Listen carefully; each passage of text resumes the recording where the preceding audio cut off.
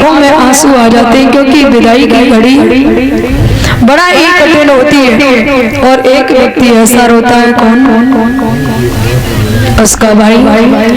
जब तक बहन की शादी नहीं हो जाती तब तक रोज लड़ते हैं, झगड़ते हैं, बात बात पर झगड़ा किया करते हैं। और जब बहन की शादी होती तो एक भाई अकेले में रोता है। सभी लोग कहते हैं, क्यों? तू तो उससे रोज लड़ता झगड़ता रहता था, आज क्यों रो रहा है? तो भाई कहता है, क्या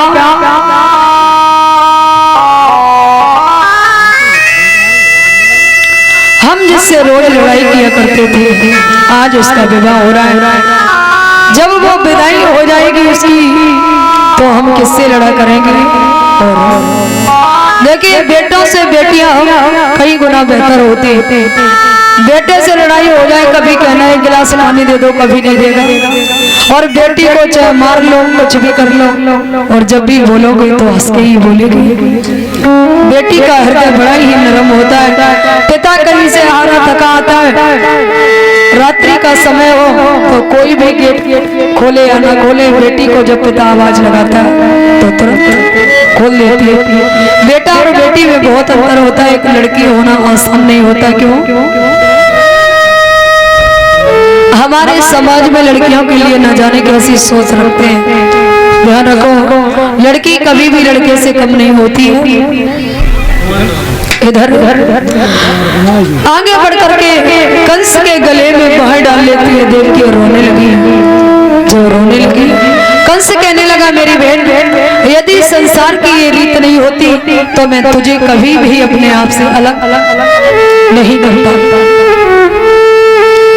तुम कह देना बटेश्वर में कि मैं कंस की बहन हूँ, कभी किसी से दब के नहीं रही। देवकी कहने लगी, भैया आप हमें भेज रहे हो? कंस कहने लगा, ये संसार की रीत नहीं होती तो मैं कभी तुझे अपने आप से जुदा नहीं करता।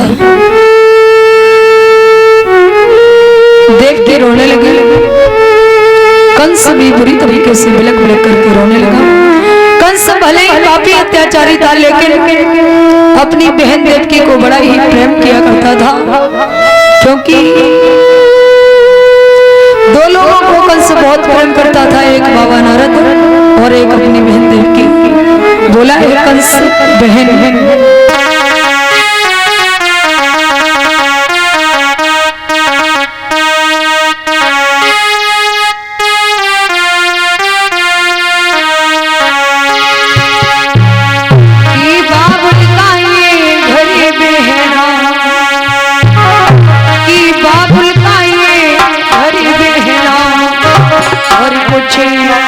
दिन का ठिकाना